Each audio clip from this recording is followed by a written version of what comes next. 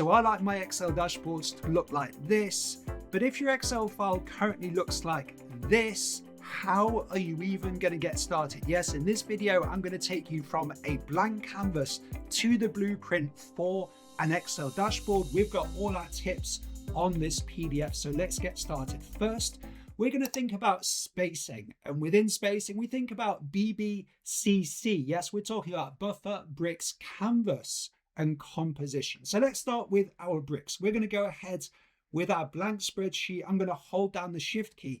I'm going to select roughly 20 columns here, and then here on the Windows PC, Alt-HOW, 6, enter. So why column width 6?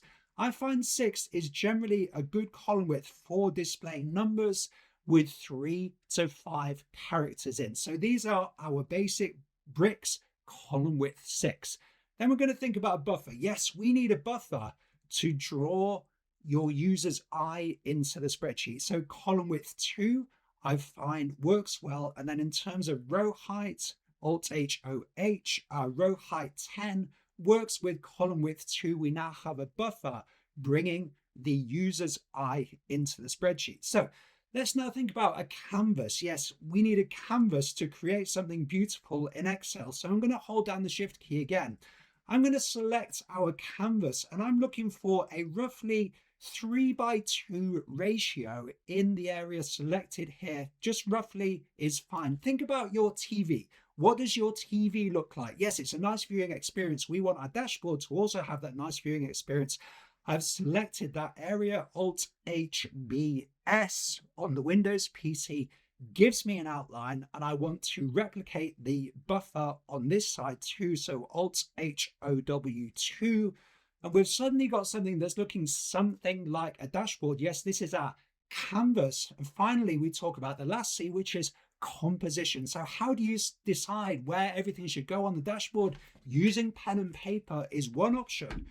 Using shapes in Excel is another good option, because you need a medium that you can easily manipulate to help get your ideas going. Before I do that, I'm going to put another buffer column in here, Alt-HOW2. I'm going to go ahead, insert a rectangle. I'm going to hold down the Alt key to lock the shape to the grid here.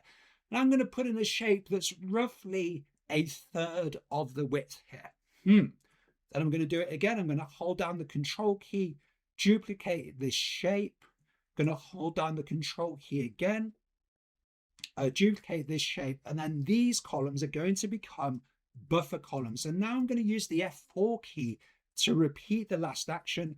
And I can see I just need a few more columns here now. So I'm going to temporarily move this shape so it doesn't resize with the columns. Control and space bar. And then I'm going to put a couple more columns in. I can see the column width isn't right. We're okay, because we've got our Excel shortcuts, Alt-HOW6 there. And I can put our final row in there, our final shape. And yes, I'm thinking about a 3:2 composition. All my dashboards, I use a 3:2 or a 3:3 composition. So now I can think, well, what do I want here? Perhaps here I want to have a chart. Perhaps here I want to have a table. Perhaps here I want to have some user selections. Whatever works for you and your dashboard. The critical thing is you're not trying to put these things straight into the spreadsheet. You're using your shapes to make your design really take shape in a much easier way. So I'm going to move these shapes down. The final thing we want to think about is merged cells. Yes, merging cells. We want to minimize it in Excel, but we can do it strategically in dashboards. We might want to have a title or a user selection here. So Alt-HMC on the Windows PC.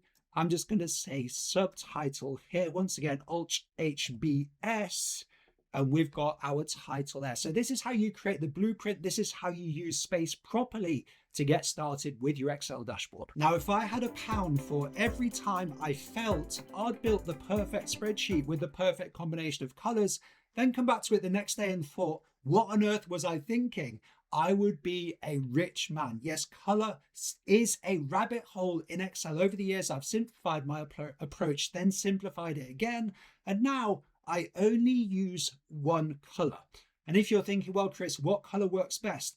I find blue generally works best. So either a light background with dark text, or as in over here, a dark background with light text. And to do this quickly, you can use the F4 key to repeat the last action as I'm doing here, and also copy paste the format. So here I'm going to go Control C, Control Alt VT to copy paste these formats across.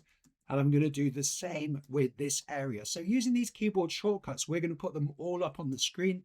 For this video, you can really accelerate how quickly you can build these Excel dashboards. Now, we can deviate once from our single color principle to add some gray. Now, gray generally goes with everything. I'm going to hit the F4 key to repeat the last action. Gray goes with everything, and it's good for demarcating different areas of the spreadsheet. So we can make that blueprint we made in the last section super clear.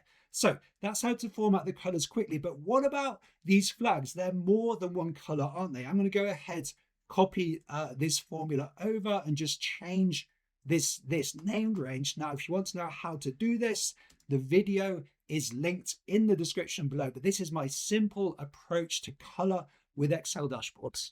Hi everybody, Chris here. So what if you had the perfect Excel training course right here on YouTube? Well, I hope the year of your Excel success is that thing for you. It's 50 videos. We're releasing this video designed to move you forward in your career with better Excel skills. Now, the Excel cheat sheet is the companion PDF to the year of your Excel success. It's available for download for free. The link is in the video description below. Back to the video. Now, a dashboard isn't a dashboard without a chart, but what chart should you use? Well, solid options are bar and column and line charts, but personally, I think pie charts are underrated. I think they make a great use of space, and I love the way they have curves that kind of offset all of these solid lines and angles that we have on a dashboard. So I recommend a pie chart if you want to know how to build this pie chart. We have a video that's linked in the video description below. Let me show you one thing here, because we're observing our single color scheme rule. So you can see we've got light blue and dark blue, but then we need a third option, don't we? So how would you get this nice texture fill? Well, you can go ahead, click the pie, click the segment of the pie. We're going to go to format and then format selection, go to the paint bucket here, and you've got all the options here. Now, pattern fill. Pattern fill is often, well, I say it's underutilized. It's hardly ever used, but you can get some really cool fill options that look different, look distinctive, and crucially mean you don't have to depart from your one color scheme. But you're saying, Chris, that's really complicated to have to format charts like that. Well, you can easily copy paste formats from one chart to another. So I'm going to go ahead, select this chart. I'm going to select the chart container, Control C, then I'm going to click across to this chart. Once again, select the container, Control Alt V, and then I'm just going to paste in the formats. How cool is that? Select the next chart, F4 key to repeat the last action. The next chart, the F4 key to repeat the last action. How much time might that save you? This has saved me so much time in my career. We can then go ahead and make the finishing touches here. I'm going to select this subheader area. We're going to go for the light blue format, and then going to go down the bottom here. And what color do we use to demarcate, to block out areas of the spreadsheet and to provide a background? Yes, we're going to go for gray here. So just holding down the shift key, expanding the selection, and you can see gray in there. Maybe some final little bit of manual lining up. And I'm sure you can do this better than me. The download file, of course, is available. And this is how you get into a rabbit hole with dashboards. But this is how easy it is, guys, with your principles, with your cheat sheet you've got here. You can make a good job of an Excel dashboard very quickly. So I hope you enjoyed these Excel dashboard formatting tips and that they help you create some beauty in Excel. Leave me a comment below. I'll get back to you there. And if you want to know how consultants format Excel files, that video is right here.